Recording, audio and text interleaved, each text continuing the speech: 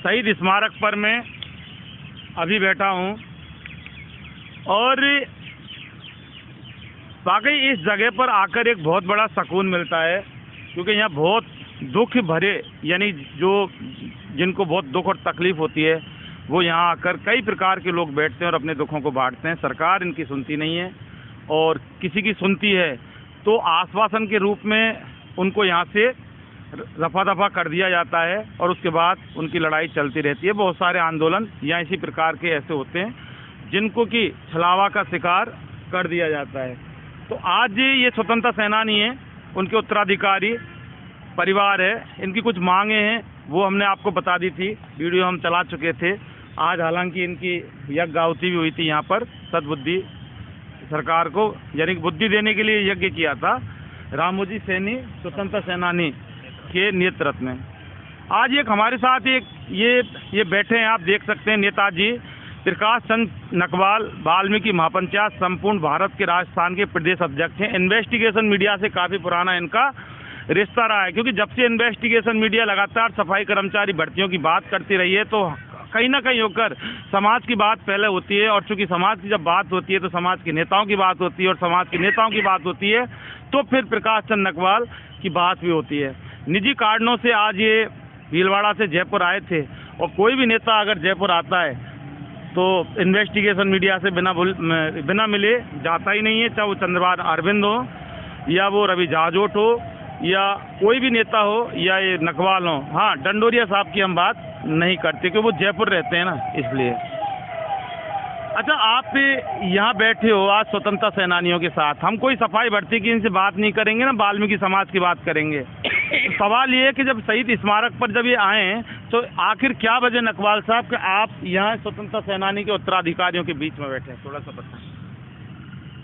देखिए, हमारे देश की बहुत बड़ी विडंबना है ये, और आज मैंने यहाँ इन स्वतंत्रता सेनानियों के परिवारजनों को बैठे देखकर और ये बैनर जो लगा हुआ इसको पढ़कर मेरे मन में भी बड़ा दुख हुआ कि जिन सैनिकों ने इस देश की रक्षा के लिए अपने प्राण न्यौछावर कर दिए, देश के लिए शहीद हो गए, और आज वो देश की सुरक्षा में खड़े हो थे, उन्हीं के कारण से आज पूरा देश सुरक्षित रहता है। हम भी अपने घरों में चैन की नींद सोते हैं। ऐसे व्यक्तियों के परिवार को आज सरकार से ये कहना पड़ रहा है कि भी हमें हमारा अधिकार दो, हमें हमारी जो मांग की पूर्ति करो। मतलब एक तरह से सरकार से भीख मांगना हो गया, जबकि इनके पूर्वज जो स्वतंत्र सैनिक थे, आज ये स्वतंत्रता सेनानी जो जिनके उत्तराधिकारी है ये बैठे हैं, तो बहुत ही सोचनीय विषय है ये कि भाई उनके लिए तो सरकार को एडवांस में सारी योजनाएं तैयार रखनी चाहिए, जैसे और भी दूसरे राज्यों में जो सारी सुविधाएं इनके परिवारजनों को मिल रही है वो राजस्थान में क्यों नहीं मिल रही है। अच्छा, इसकी क्या वजह है कि और जो सरकार हैं वो देती हैं, क्योंकि ये सरकार से कुछ एक्स्ट्रा जो बाहर है वो तो ले नहीं रहे, सरकार की कोई जागीर और जायदाद नहीं ले रहे, ठीक है। और इसके अलावा देश के अंदर तमाम जो राज्य हैं वहाँ की सरकारों ने इनको इनके अधिकार जो ये मांगते हैं वो दिया हुआ है, और इनका ये कहना है कि हमें कुछ ज़्यादा नहीं चाहिए, वहाँ जो दिया जा रहा है हमें सिर्फ इतना ही दे दो। सरकार है कि इनको कुछ भी देने को तैयार नहीं है। बहुत ही ये स्पष्ट है इनका कहना भी कि जब दूसरे राज्यों में जो वहाँ की सरकारें हमारे को जो दे रही है वही आप दे दो, तो वो चीज़ देने में तो सरकार को कहीं कोई दिक्कत नहीं होनी चाहिए, क्योंकि इनकी मांग बिल्कुल वाजिब मांग है। और वाल्मीकि महापंचायत राजस्थान का प्रदेश अध्यक्ष होने के नाते मैं पूरे समाज की ओर से मैं भी स्वतंत्रता सेनानियों का समर्थन करता हूँ, इनकी मांग का समर्थन करता हूँ, क्योंकि आज इनके पूर्वजों ने इस देश की रक्षा के लिए अपनी जान दी है, हमको सुरक्षित रखा है, जेलों में रहे हैं और जेलों में रहे हैं, आज भी यातनाएं सही है इनके स्वतंत्रता सेनानियों ने सर्विस से रिटायरमेंट होने के बाद भी। तो ऐसे लोगों के लिए तो इनको किसी प्रकार का कोई संघर्ष करने की जरूरत नहीं होनी चाहिए, कोई आंदोलन करने की जरूरत नहीं होनी चाहिए। आज यहाँ ये मौन सत्याग्रह पे बैठे हैं 19 दिन से बड़ी ताज्जुब की बात है, आज मैं यहाँ आया हूँ तो मुझे पता चला, और इस बैनर को देख करके और इनसे बात विचार करके मेरे दिल में भी बड़ा दर्द हुआ कि यार ये तो बहुत सरकार गलत कर रही है इनके साथ। सरकार को इसके ऊपर विचार करना चाहिए और इनकी मांगे तुरंत माननी चाहिए। मेरा यही निवेदन है सरकार से भी और आपके सभी नेताओं से भी। चुनाव अब आने वाले हैं, फिर ऐसे में क्या रहेगा, आप समझो ना इस चीज़ को। बिल्कुल, चुनाव आने वाले हैं, ये इस बात को सरकार भी अच्छी तरह जान रही है, जनता भी जान रही है। ऐसे में अगर वाजिब मांगे सरकार ने नहीं मानी, चाहे स्वतंत्रता सेनानियों की हो, चाहे और कोई भी मांग हो, सरकार के पास जितने भी समाज वाले मांग रख रहे हैं, उन सब की जो वाजिब मांगे हैं, गैर वाजिब तो कोई मानना भी नहीं चाहिए, मांग करनी भी नहीं चाहिए, लेकिन ये तो बिल्कुल जिनाइन मांग है, वाजिब मांग है, इनकी मांगे माननी चाहिए। नहीं मांगेंगे, अगर सरकार नहीं मानती इनकी मांगे, तो सरकार को आने वाले चुनावों में मुंह की खानी पड़ेगी। वाल्मीकि महापंचायत संपूर्ण भारतवर्ष ने आपको, अब ये आपके साथ खड़े हैं, कैसा लग रहा है आपको? हमें बहुत अच्छा लगा है। वाल्मीकि समाज के हमारे भाई हमारे साथ आकर के खड़े हुए हैं। स्वतंत्रता सेनानी एवं उनके उत्तराधिकारियों के समर्थन में इन्होंने जो बात कही है, बहुत सही बात कही है, अच्छी कही है। स्वतंत्रता सेनानी वो थे जो देश के लिए, आज़ादी के लिए अपने सब कुछ न्यौछावर कर दिया था, बलिदान कर दिया था। उसके बाद में आज सरकार उनकी एक बात नहीं सुन रही है। वाल्मीकि समाज के राजस्थान के अध्यक्ष हमारे बीच में पधारे हैं।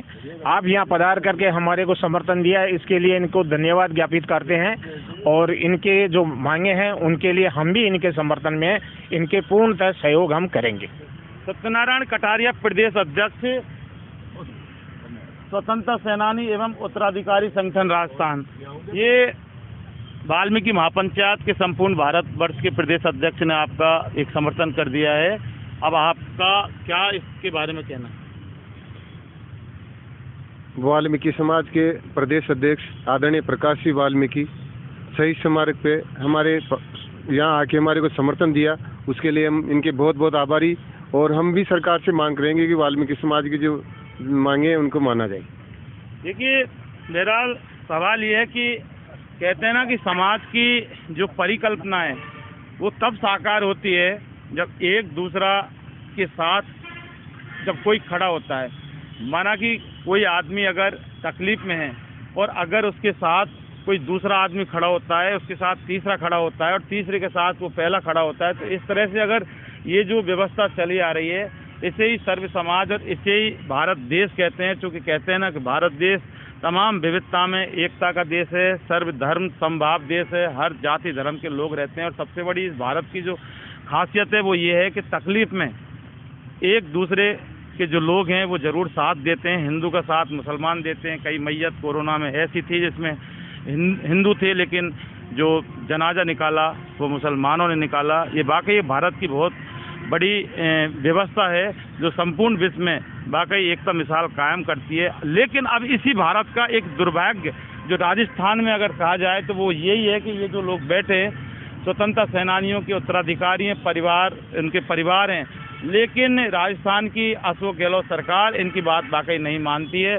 और इसके अलावा अब चुनाव आने वाले हैं, देखना होगा। वोट की चोट की ताकत ये रखते हैं। इन्होंने कल भी बात की है और ये वाकई बिल्कुल सही बात है कि एक जो व्यक्ति होता है, एक घर से कम 10 वोट का कलेक्शन निकलता है। सरकार को इस ओर ऐसा नहीं कि वोट के लिए, सिर्फ इसलिए कि संवैधानिक पद पर अगर सरकार बैठी है तो ये जो स्वतंत्रता सेनानी है ये भारत के संविधान का एक बहुत महत्वपूर्ण हिस्सा है।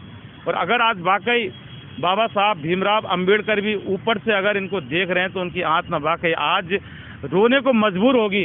क्योंकि जिस भारत देश जो लोकतांत्रिक देश है और उस देश को आज़ाद कराने में इन लोगों के पूर्वजों का अगर एक सहयोग रहा है, बहुत बड़ा योगदान रहा है, और आज ये अपने हक और अधिकार की अगर ये भीख मांग रहे हैं तो अशोक गहलोत सरकार, ये वाकई बहुत बड़ी दिक्कत की बात है। और दिक्कत आपको होगी, इनको दिक्कत नहीं होगी। इनको दिक्कत इसलिए नहीं होगी क्योंकि इनको दिक्कत तो है, दिक्कत में तो ये बैठे हैं, लेकिन आगे अगर दिक्कत होगी तो सरकार को होगी। और फिलहाल वाल्मीकि महापंचायत संपूर्ण भारत के जो प्रदेश अध्यक्ष नकवाल, प्रकाश चंद नकवाल ने भीलवाड़ा से आकर आज यहाँ अपने संगठन का समर्थन दे दिया है, जिसकी बाकी सराहना इन लोगों ने की है, तारीफ भी की है। और यही समाज होता है, यही संस्कृति होती है और यही एकता होती है। इन्वेस्टिगेशन मीडिया के लिए शहीद स्मारक से मणिकांत के साथ में जितेंद्र शर्मा।